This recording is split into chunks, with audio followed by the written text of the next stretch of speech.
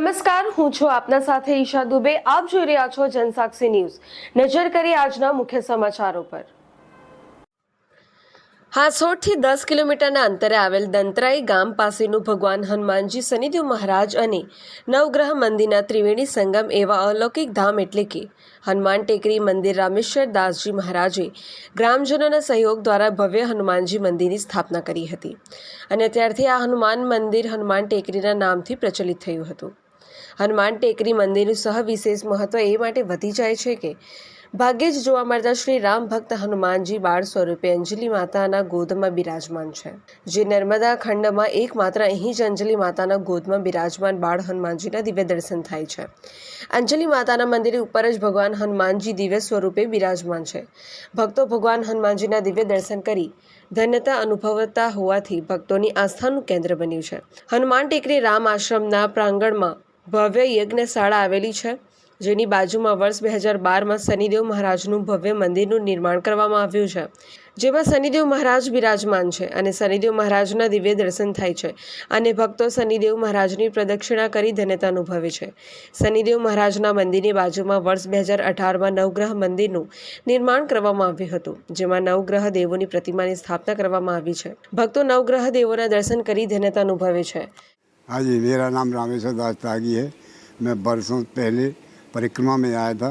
मुझे लगा कि मैं परिक्रमा वासियों की सेवा के लिए एक आश्रम बनाया, यहाँ पर हनुमान टेकरी का निर्माण किया, हनुमान जी का भव्य मंदिर बनाया, हनुमान टेकरी धाम से प्रचलित हुआ. यहाँ की विशेषता है कि अंजनी माता का मंदिर, जिसमें बाल स्वरूप हनुमान जी अंजनी माता की गोद में विराजमान हैं. ऐसा मंदिर नर्मदा खंड में नहीं है, हनुमान टेकरी धाम में ही है. सावन मास में दूर दूर से भक्त लोग दर्शन के लिए यहाँ आते हैं. उनकी मनोकामना पूरी होती है. और ऐसा यहाँ पर शनिदेव विराजमान है. उनके साथ में 9 ग्रह मंदिर भी है. हर शनिवार के दिन भक्त लोग यहाँ आते हैं और अपनी मनोकामना पूर्ण करते हैं. હું હાંસોટ ગામનો વતની છું. અરબી સમુદ્ર કિનારે કંટિયાજળના દરિયા કિનારા નજીક વઘવાણ ગામ નજીક આવેલ હનુમાન ટેકરી તીર્થ સ્થાન પર અમે ઊભા છે. અહીંયાની વિશેષતા એ છે કે અહીંયા બાળ હનુમાન જે અંજની માતાના ગોદમાં વિરાજમાન છે એવું દુર્લભ તીર્થ સ્થાન છે. સમગ્ર ભારતમાં તમને આવું તીર્થ સ્થાન જોવા ના મળે કે જ્યાં અંજની માતા અને હનુમાનજી એક સાથે હોય.